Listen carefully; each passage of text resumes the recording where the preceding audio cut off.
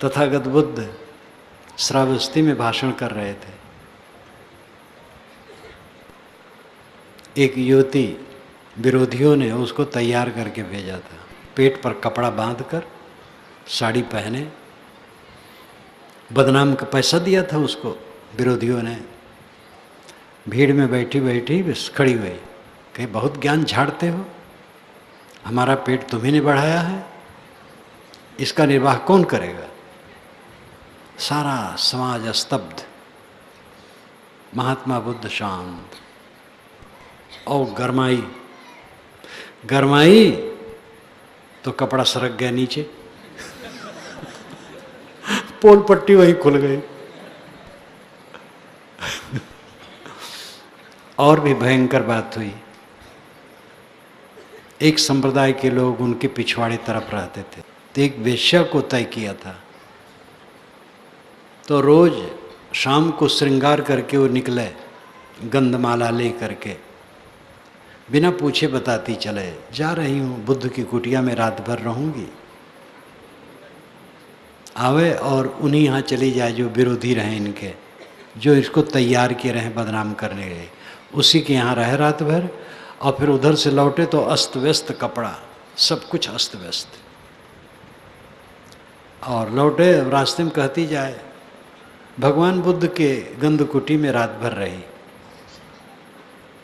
इस प्रकार वो कई दिन तक करती रही, पूरे शहर में बदनामी फैली। एक दिन क्या किया विरोधियों ने, जब उसके तरफ गई वो, तो रात में उसको मार के ख़त्म कर दिया, और मार करके बुद्ध की कुटिया के पीछे डाल दिए। और फिर सुबह प्रचार किए कि देखो बुद्ध इतने दिनों से इसके साथ दुराचार किए और मार के फेंकवा दिए। पूरा हल्ला, भीड़ तो भीड़ ही है। भिक्षा के लिए जाएं तो लोग दुत्कारें, कानाफूसी करें, कोई सामने का है, उल्टा पलटा का है, भिक्षा कम मिले, कुछ समझदार रहे भिक्षा दें, वो सोचें कि नहीं ऐसा नहीं होगा। लेकिन समाज तो भीड़ ही है। लौट के आवें, कहें भगवान बड़ा तिरस्कार हो रहा है, कहें घबराओ मत। कोई जब तुमसे कहे तो कह देना, झूठ बोलने वाले को ही तकलीफ होती है, और कुछ न कहो। उधर सीआईडी विभाग लग गया पता लगाने के लिए। तो जो काम करने वाले होते जरा जोशीले होते हैं, भभकते हैं, पता लगा लिए, पकड़ लिए आदमियों को जो मारे थे, और जिस वर्ग ने मरवाया था उस सब का पता लग गया। और फिर शहर में उसका अनाउंसमेंट हुआ कि किसने किया। भ्रम उड़ गया। तथागत बुद्ध निर्दोष थे ही, ऐसे महापुरुष तो निर्दोष होते ही हैं। वो तो महान थे। छोटे छोटे साधु साधक भी निर्मल होते हैं, गृहस्थ निर्मल होते हैं। सब गृहस्थ ऐसे थोड़ा, कोई होगा गृहस्थ है, अपनी गृहस्थी में है, लेकिन पराई स्त्री से कोई मतलब नहीं। तथागत बुद्ध के लिए इसी बात आई। संसार ऐसा है कि इसमें कोई चाहे पॉजिटिव रहे, निगेटिव न रहे, असंभव है। घर में 4 लोग हैं तो घर में सब आपके साथ सामने हाथ जोड़ते रहें, मीठे वचन कहते रहें, और सब बढ़िया व्यवहार करें, बड़ा मुश्किल है। कुछ ऐसे होंगे जो साधारण होंगे, कुछ ऐसे होंगे जो आपसे थोड़ा सा कटु भी बात बोल देंगे। कोई राजसी, कोई तामसी, कोई कैसो, कोई कैसो। इसको कोई मिटा नहीं सकता। जीवन का असली काम हम नहीं करते हैं। हमारी कमजोरी सम्मान का प्रेमी, सत्कार का प्रेमी, पद का प्रेमी, धन का प्रेमी, मान बढ़ाई का प्रेमी, ये हमारी विषयासक्ति है। और ये विषयासक्ति के मिटे बिना हम सुखी नहीं हो सकते हैं। विषयासक्ति शब्द में अर्थ प्राय खाली इतने लगा लेते हैं, स्त्री पुरुष का संबंध जनित जो विषय है उतने सोच लेते हैं। वो तो है ही है भवधारा। लेकिन कहीं भी संसार की किसी वस्तु से सुख की कामना करना विषयासक्ति है। हम सम्मान चाहते हैं तो विषयासक्ति है, सत्कार चाहते हैं तो विषयासक्ति है, अपनी वंदना प्रार्थना चाहते हैं तो विषयासक्ति है, और कुछ इसमें धरा नहीं। हमारे सत्कार वाले नहीं रहेंगे, हमारा शरीर नहीं रहेगा। हमारा तिरस्कार करने वाले नहीं रहेंगे और हमारा शरीर नहीं रहेगा। लेकिन मन जैसा होगा वैसी दशा आएगी। अगर मन मैला है तो दुख होगा, आज और आगे सब समय दुख होगा। मन निर्मल है तो यही लोग कि सुखम भुक्त्वा चांते सत्यपुरम जजो, इस लोक में सुख भोगो और अंत में सत्य में स्थित हो जाओ।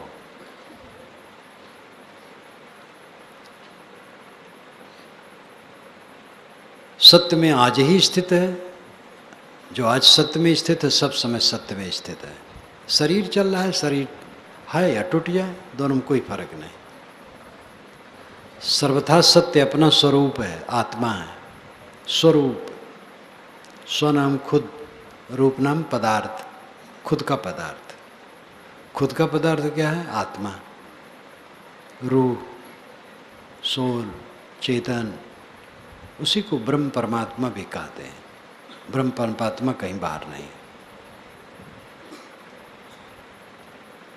अपना आपा, अपना आत्मा सर्वोच्च तत्व है, परम तत्व है। इस परम तत्व आत्मा को समझकर मन के सारे विकारों को छोड़कर आत्मा में निमग्नता जीवन का फल है। न सुख रहेगा न दुख रहेगा, न सम्मान रहेगा न अपमान रहेगा, न हानि रहेगी न लाभ रहेगा। शिशुपन गया, बालपन में गया, कौमार्य गया, जवानी गई, बुढ़ापा आया, जर्जरता आ रही है, वो भी नहीं रहेगी। मौत साथ नहीं देती है। मौत आई और गई, कौन साथ है? ये जो साथ का मोह है, ये बिना टूटे किसी का मोक्ष नहीं, निर्वाण नहीं, कल्याण नहीं। देह का साथ, ये सबसे मोह है। मोहास्पद शरीर सारे मोह का कारण। देह का साथ अचानक छूटेगा। जिसका हमें बड़ा गर्व है अचानक छूटता है। एक सज्जन बैठे थे, चकराए और गिरे, बस शरीर छूट गया। एक सज्जन बैठे बैठे झाड़ू लगा रहे थे, बस वहीं लुढ़क गए। एक साइकिल पर जा रहा था, साइकिल उधर गिरी, उधर गिरा, वहीं मर गया। एक व्यक्ति जा रहा था रास्ते रास्ते, तो पेड़ के किनारे बैठ गया, पेड़ के तना से पीठ लगा करके आराम करने लगा, बस मर गया। घास छीलते थे तो लोग सोचें कि ये सो गया, जगाओ। गए तो मरा रहा।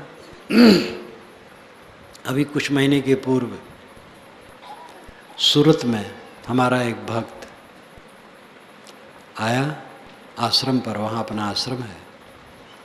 उसने मेरी एक पुस्तक खरीदी, खरीद करके घर गया और एक दिन सोचा कि शमशान में जाके पढ़ूंगा। तो शमशान में चला गया, नर्मदा के किनारे, तापी के किनारे। वो बस लेट गया और लेट करके सीने पर पुस्तक ऐसे रख करके पढ़ने लगा। पढ़ते पढ़ते पुस्तक सीने पर छूट गई, हाथ सीने पर हो गया। कुछ लोग दाह करने आए एक लाश, तो दाह कर दिए। बैठे थे वहाँ, कहीं आदमी लेटा है, इसको जगा देना चाहिए, सो रहा है। नज़दीक आए तो मरा था। मौत तो बड़ी अच्छी हुई उसकी, ज्ञान की पुस्तक पढ़ते पढ़ते शमशान में लेटे लेटे। मन भी अगर वैसा रहा हो तो क्या पूछना है, मौत बड़ी अच्छी हुई।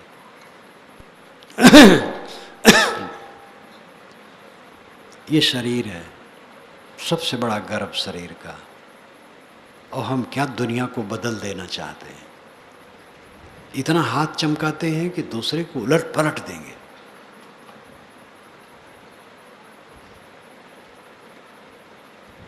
ये होश ही नहीं है कि हम खुद उलट पलट जाएंगे। शरीर को अपना स्वरूप माने हैं, शरीर उलट पड़ गया तो अपने उलट पड़ गए। ये समझो मैं शरीर नहीं हूँ, मैं शुद्ध आत्मा हूँ। सदैव शुद्ध आत्मा का भाव रखो, देहाभिमान छोड़ो।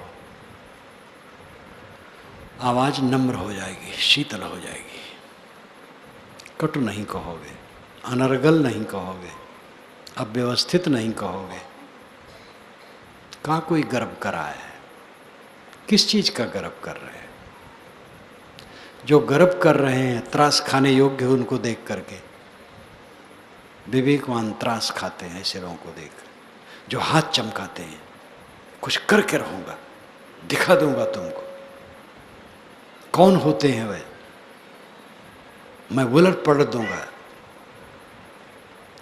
विवेकवान उनको देख करके यही सोचते हैं कि आग से सांप घिर गया हो। सांप को गुस्सा बहुत होता है, और फिर आग से घिरा है, फनफनाता है और ऐंठ ऐंठ करके मरता है, क्योंकि आग से घिरा है, किसी तरफ जा नहीं सकता है। ऐंठ ऐंठ करके मरता और फनफनाता है। अहंकारी तामसी लोगों की दशा यही है, फनफना रहे हैं, ऐंठ ऐंठ के मर रहे हैं। किसको उलट पलट दोगे? क्या कर लोगे तुम? अपनी अविद्या को मिटाओ, अपने मोह को मिटाओ, अपने अज्ञान को मिटाओ। तुम कौन होते हो?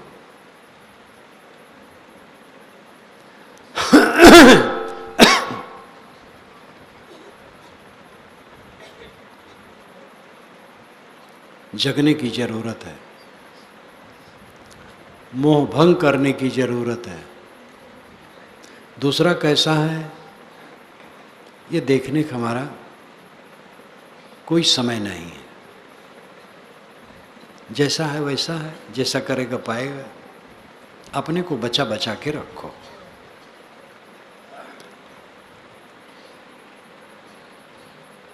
अपने को किसी में न उलझाओ। कांटे की झाड़ी है, दूर रहो, फंस जाओगे उसमें, कष्ट होगा। ऐसे कुछ आदमी होते हैं कांटे की झाड़ी, उनसे बचा के चलो। उनकी भी हित कामना करो, लेकिन उनसे घनिष्ठता करोगे तो उलझ जाओगे। उनसे बचा करके चलो। सज्जनों से संपर्क ठीक है, लेकिन बहुत मोह माया करना हर जगह दुखदाई है। सज्जन से शुद्ध भाव, दुर्जन से दूर, ममता कहीं नहीं, समता सबसे। बचा बचा के चलो। कोई उलझा है तो उसमें उलझो ना। हमारे जीवन में कितने उलझे लोग, और उनमें अधिकतम लोग मर गए। हमारा शरीर भी मर जाएगा। कितने लोग हमसे प्यार किए, वे भी बहुत लोग मर गए हैं, और हमारा शरीर भी मर जाएगा। कुछ मूल्य नहीं है। जो हमें मिलता है प्यार और दुत्कार, दोनों का कोई मूल्य नहीं है। मूल्य है हमारे पवित्र मन का। और अगर अपवित्र है तो भयंकर घाटे में है। जीवन में लाभ क्या है और हानि क्या है? लाभ है मन का प्रसन्न रहना, निर्भय रहना, आत्मसंतुष्ट रहना। हानि है भयभीत रहना, अप्रसन्न रहना, खिन्न रहना, दुखी रहना। अपने को हमने साधा नहीं, इसलिए ऐसा कच्चापन है। लोग कहते हैं क्या करें, ऐसे लोग हैं हमारे साथ, या ऐसे लोग मिल जाते हैं, क्या करें, हम दुखी हो जाते हैं। तो तुम सदैव दुखी ही रहोगे। अगर इतने कच्चे हो तो सदैव दुखी रहोगे। चाहे जो मिले दुखी न हो, चाहे जैसे लोग मिले दुखी न हो। दुनिया में कोई सीमा है सज्जन दुर्जन की? सज्जन है, दुर्जन है, सब प्रकार के लोग हैं। साधु वेश में ऐसे ऐसे लोग हैं जो कांटे हैं पूरा, वेशधारी हैं महाखंडमंडलाचारी। ऐसे ऐसे महंत हैं जिनको लड़ाई ही प्रिय रहती है।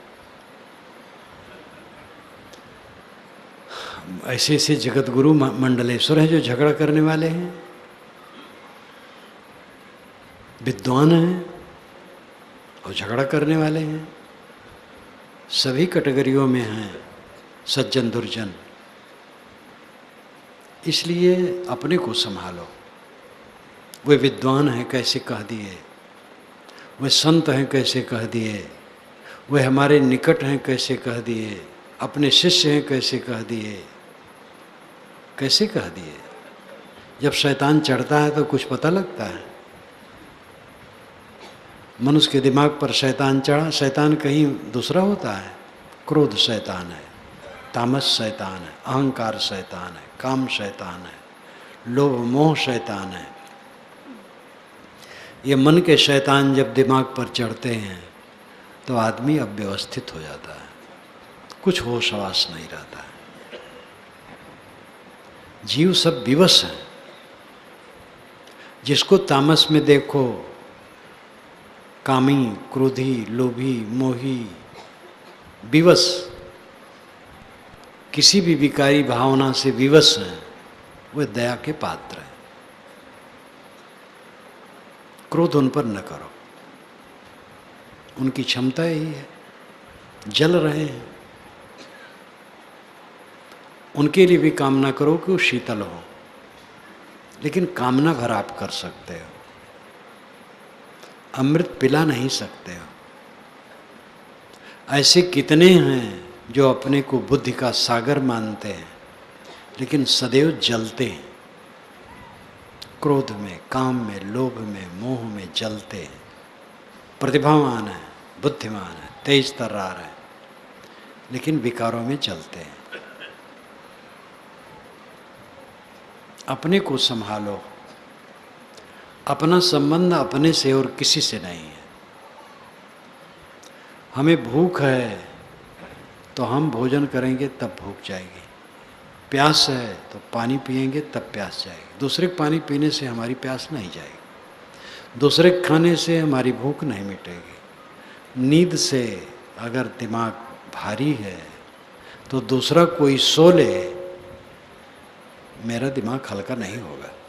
मुझे सोना है तब मेरा दिमाग हल्का होगा। अपना संबंध केवल अपने से है, दूसरे से संबंध बाह्य व्यवहारता है, बाहरी व्यवहार है। ये सावधानी रखना चाहिए कि हमसे किसी को तकलीफ ना हो, विरोधी को भी तकलीफ ना हो, जो हमारा विरोधी है उसको भी तकलीफ ना हो। हम तकलीफ न दें। वो तकलीफ मानता है, उसका विचार है, हम तकलीफ न दें। जब मन मक्खन हो जाता है तो तकलीफ देने की भावना आ ही नहीं सकती। किसको तकलीफ देगा? साहब ने कहा है, घाव पाए काहीं पर घालो, जिद देखो तो प्राण हमारो। किस पर चोट पहुंचाई जाए? जहां देखता हूं हमारा प्राण प्यारा है, प्राण प्यारा, कितना महत्वपूर्ण जोरदार शब्द है। जित देखो तित प्राण हमारो, सबके प्रति प्रेम, दुर्जन के प्रति प्रेम भी, दुर्जन के प्रति भी प्रेम, लेकिन दुर्जन से बच के रहना पड़ता है। वही कांटे की झाड़ी, बहुत निकट होगे तो उलझ जाओगे, उनको तो संभाल नहीं पाओगे, अपने बिगाड़ दोगे। मूर्ख सो क्या बोलिए, सठ सो काह बसाए, पाहन में क्या मारिए, चोखा तीर नसाए। जैसे गोली गुमंत की नीच परी ठहराए, तैसे हृदय मूर्ख का शब्द नहीं ठहराए। ऊपर की दो गई ह्यो की गई है राय, कहीं कबीर जाकी चारियों गई, ताको का हो पाए। बड़ा मुश्किल है।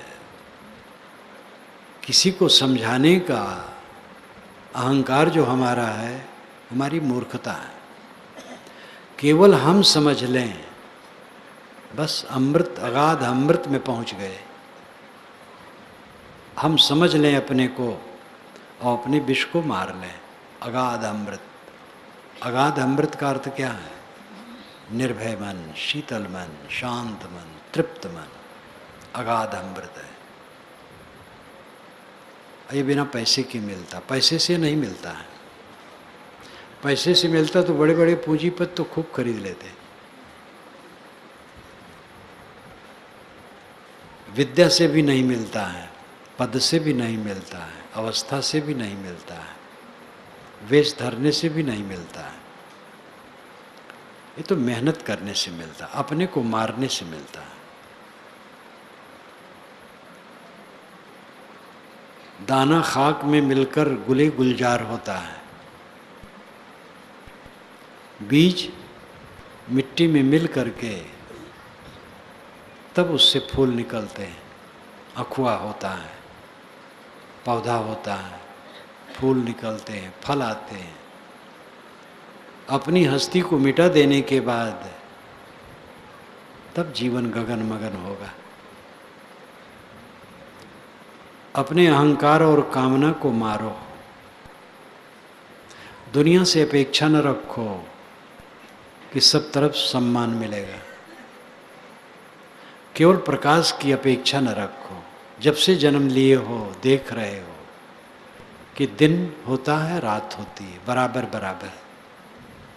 कभी रात दिन छोटे बड़े होते हैं तो छोटे बड़े हो करके भी बराबर हो जाते हैं। अगर जेठ में दिन बड़ा है तो पूस में दिन छोटा है। अवध क्षेत्र की माताएं कहती हैं, कार्तिक जीव के घातिक, अगहन हाड़ी अदहन, पूस लड़कवा चूस, और माघ तिले तिल बाढ़े, तब फागुन गोड़ा काढ़े। ये जो गंवी लोग हैं ये कम ज्ञानी नहीं है। कार्तिक जीव के घातिक, कार्तिक में काम बहुत रहता है। कार्तिक में आजकल तो वैज्ञानिक साधन से दूसरे ढंग से सब हो गया है। अगहन तक बोते हैं, पूस तक बो करके गेहूं बढ़िया काटते हैं, और सावन सावा अगहन जवा, जितने बोए उतने भवा पहले कहा जाता था।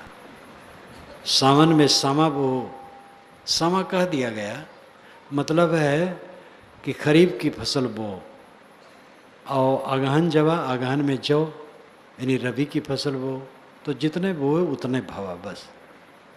अगर एक मन बीज डाले तो एक मन हो जाएगा।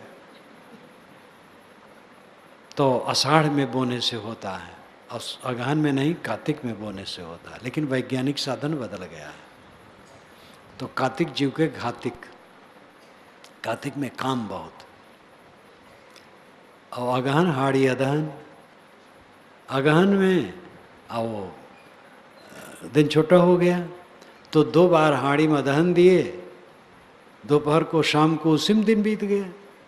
और पूस लड़कवा चूस, माताएं पूस महीने में 2-4 बार लड़के को दूध पिलाई, बस दिन बीत गया। माघ तिलोतिल बाढ़ है, तब फागुन गोड़ा काढ़ है। लेकिन तो जेठ में आकर के दिन बड़ा हो गया। रात छोटी हो गई। तो कुल मिला करके जितना दिन उतना रात।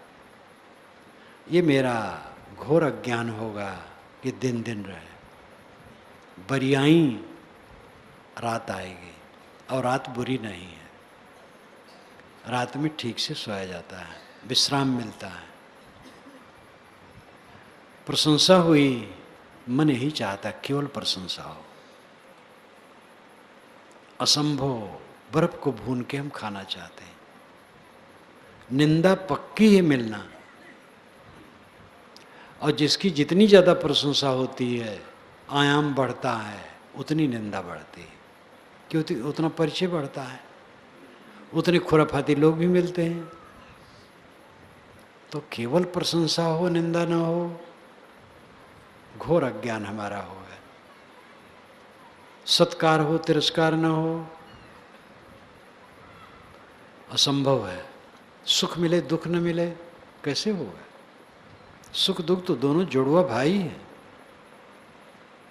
एक बैठा रहता है, एक खड़ा रहता है, बस दोनों साथ साथ चलते हैं। निगेटिव पॉजिटिव पक्ष न हो, ये बिजली जलेगी? जलेगी ही नहीं। सम्मान में हम भूल सकते हैं, सावधान न रहे तो सम्मान में भूल हो जाती है, मोह होने लगता है। अपमान में मोह नहीं होता है, लेकिन अपमान में अगर क्रोध हो गया तो गलत हुआ। क्रोध ना हो, सह ले। अपमान प्यारा है, कड़वी दवाई रोग को दूर करती है। मीठा सब कोई खाते हैं, विश्व है लागे धाय, नीम न कोई पीयूसी सबे रोग मिट जाए। साहब कहते हैं मीठा सब कोई खाते हैं, जो रोग बनाता है। नीम का काढ़ा लोग नहीं पीते हैं जिससे सब रोग मिट जाए। प्रतिकूलता परम प्रिय है, दुख बैराग में सहायक है। एक सज्जन ने कहा, महाराज मेरी पत्नी बहुत लड़ाकी है, इसलिए मेरा मन वैराग में लगता है और मोह घटता है। मैं विवेक से जितना अपने मन को नहीं रोक पाता था, अब उसके लड़ाकू होने से मैं रोक पाता हूँ, क्योंकि मोह अपने आप घट गया है, बड़ा हल्का मन हो गया। मैंने कहा द्वेष ना हो उसके लिए, कहे द्वेष नहीं, हम कहे तो समझदारी। हम दुनिया में डूब रहे हैं भवसागर में। अगर कोई एक ढेला मार दे और ढेला से हमारा शरीर सरक करके किनारे और हो जाए तो अच्छा ही है। अगर हमारा कोई अपमान किया तो हमें भवसागर से किनारे लगा रहा है, कह रहा है मूर्ख, तो किस संसार में सुखी होने की चेष्टा करता है? इसी संसार में तो जो जल रहा है चारों तरफ, चारों तरफ दावाग्नि लगी हुई राग द्वेष की, सारा संसार जल रहा है। इसी में तो सुख पाने की इच्छा करता है, इतना व्यामोह। सुख कहीं है? हीरा आप खरीद सकते हैं, सोना चांदी खरीद सकते हैं, कपड़े बर्तन खरीद सकते हैं, अन्न पानी खरीद सकते हैं, सुख भी कहीं खरीद सकते हैं। अगर सुख खरीद पाते तो पूंजीपति लोग, नेता लोग ये सुख खरीद करके खूब जमा कर लेते। सुख लाल है कि पीला है, काला है कि उजला है, मोटा है कि पतला है, कोई बताएगा? सुख नाम की वस्तु पूरी दुनिया में कहीं नहीं है, और अगर कहीं है तो खरीद करके लाओ या वैसे ले आओ, हम लोग भी ले लाभ ले लें। सुख नाम की वस्तु कहीं नहीं है और उसी के लिए हम लोग पागल हैं, तो दुख के सिवा क्या होगा? दुख भोगना है। सुख चाहेंगे, दुख भोगना है। सुख हमारी मूर्खता है, हमारा पागलपन है, हमारा अनाड़ीपन है, हमारी अविद्या है, और इस अविद्या के मिटे बिना हमें सच्चा सुख नहीं होगा। सच्चा सुख है सुख की कामना छूट जाना, सम्मान की कामना छूट जाना, आदर की कामना छूट जाना। जो सुख मानते हैं विषयों का इंद्रियों से संयोग है, वह भी अनुकूल में, प्रतिकूल में दुख होता है। आँख से हाथ छू जाए तो दुख होगा।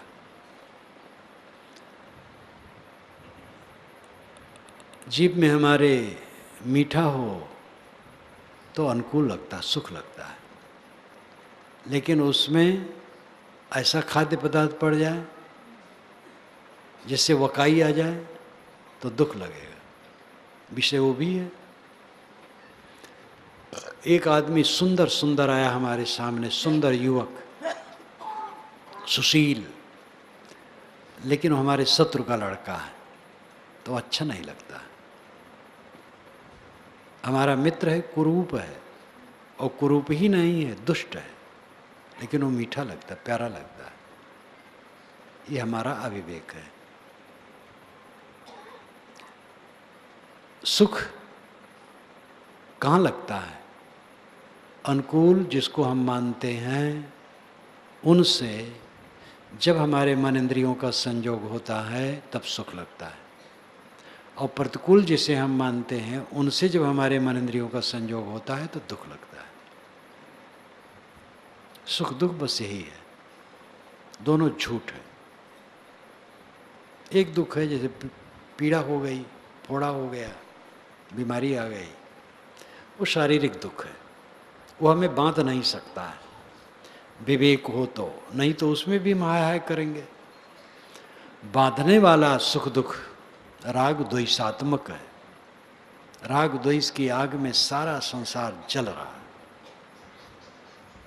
मन का नरक जो न भोगता हो वो धन्य है इस दुनिया में।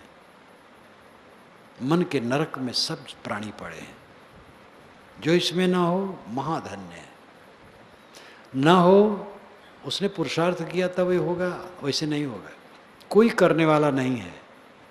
प्राय लोग पूछते हैं महाराज ये साधना की सिद्धि श्रम साध्य है कि कृपा साध्य है? कृपा गुरुजनों की है, वो तो बताते हैं रास्ता, इसके आगे वो कोई कृपा नहीं कर पाएंगे। आपके हाथ में मोक्ष का फल तोड़ करके नहीं दे पाएंगे। चाहे सदगुरु दे न तूरी, साहब कहते हैं लोग चाहते तो हैं